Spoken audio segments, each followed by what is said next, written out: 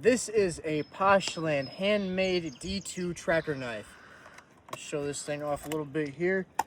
As far as tracker knives go, this is a little bit of a budget option. It was around $30-ish, I think a little bit less. But it is D2 steel, handmade. Really love that handle. It's got the serrations on the back, the wire cutters / the notching tool. If you look at that blade there, it's got a little bit of a fine detail point down here, and then this is a little bit beefier. But we're gonna run it through a little bit of its paces today. We've already done a little bit of work with it, so we kind of know what to expect, but we'll see what happens. All right, before we get into the knife, I just want to show off this sheath real quick. It is a leather handmade sheath. Got this little pouch on here. You could either put like a diamond sharpener in here, or maybe some cordage or a ferro rod, some kind of fire starter, a way to make this just that much better of an EDC carry. But it's got the straps on the back for a horizontal belt carry. It's got your retention over there, which is not a bad thing either. Typically, I prefer Kydets, but this does kind of make it that much more of a survivalist kind of a blade. All right, we're gonna try out a little bit of feather sticking here, which we are going to be using this smaller, finer part of the blade down here for, and we're gonna see how it does. Now, personally, for me, when I feather stick, I like to put my left thumb on the back of the blade that I'm holding my stick with, and I'll put my right thumb on this one up here, which I mentioned that because on this particular blade, that feels very good to me. I can put my right thumb there, I can put my left thumb on the other side of this ridge, and when I'm doing my curls, everything feels very good. My grip feels good, the way that the knife is cutting feels good, and especially for smaller, a little bit more intricate work, it feels pretty good. I'm gonna try this other method here, which we have not tried yet, and it's gonna be a little bit weird because that fine part of the blade is up here.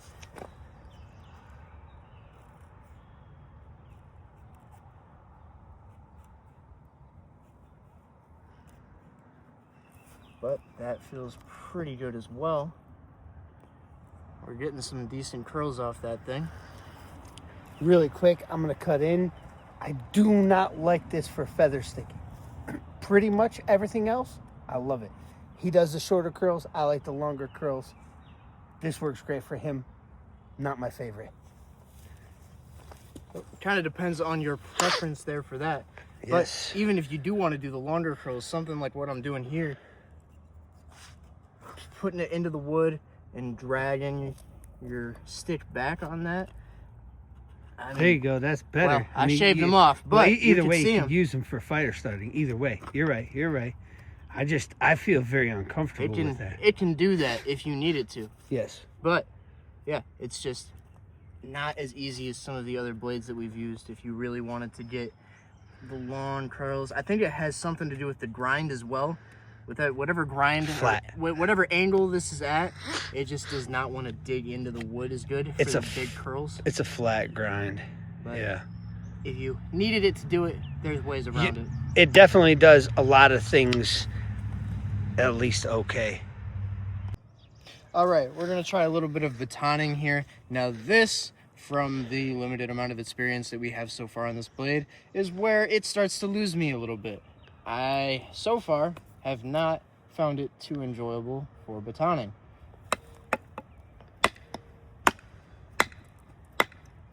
And it mostly, for me, has to do with those serrations. And the fact that I feel like I only have half a blade to work with, because that is essentially your field of range for batoning. I would say just put it halfway across that and see what it does. Halfway, even if it's in there, go ahead, send it. Is that better? No, because it's two different depths. Two different depths, two different grinds. Now it doesn't even want to go through there. Here, take this. I'm trying to make this the best way we can possible. Take that and hit it with. Leave it. I would leave it right in there and smack that thing up, but with a bigger hammer. You know what I mean? Go ahead, hit. Is that more better?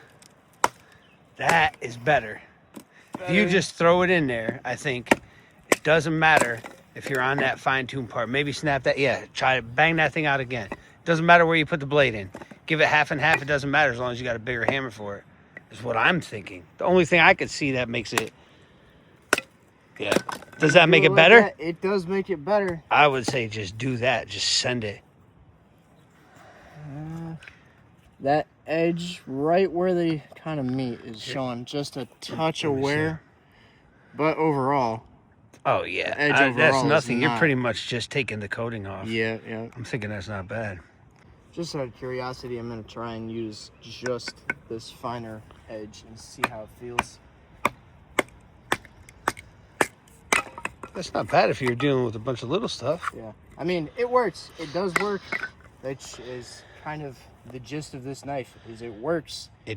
You can do about anything with it. It's like... it's just not perfect at everything. It's not perfect at everything, It does everything, but not perfectly. Like, it is rather impressive. You can either know a little bit about everything or everything about one thing. This thing is kind of just a little bit of everything. A little bit of everything. That's kind of how I feel about it. Let me see this real quick before you really go crazy with it. And you can see on there, like, it is handmade. The piece of the handle are a little bit off. The grind piece right there is a little bit off. But it does a little bit of everything okay. So if you want an all-around knife, I mean, we could leave a link in the description. If you want an all-around knife, it probably does pretty much everything all around, just not one thing perfectly. All right, we have a little bit of baler's twine here. I'm going to see how the cutting does. We're going to try both edges, and I'm just going to feel a little bit of how this goes. Front edge.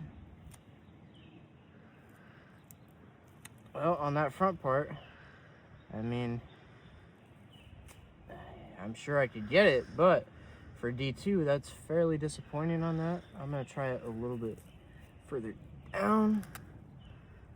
I still couldn't get it in one. Let's try the finer edge here.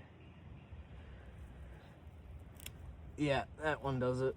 That's kind of what I was expecting. A little more leverage. Yep. I'm gonna try chopping a few pieces here to see if I can't with the fatter front end. Oh, that's fine. Yeah, it can do that, no problem. All right, we're gonna try this thing out here.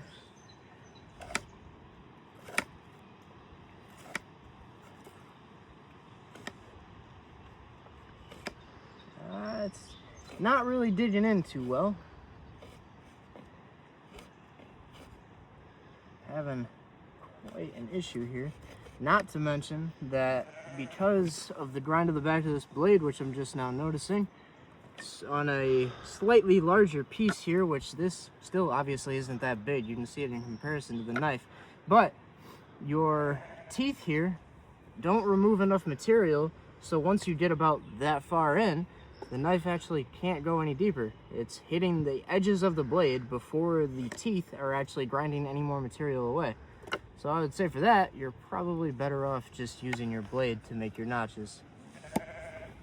Now, this thing, I would not consider it to be a chopper by any means, but I'm going to attempt here and see if it can't at least get the job done for that little bit of everything quality. Oh, that did not feel good.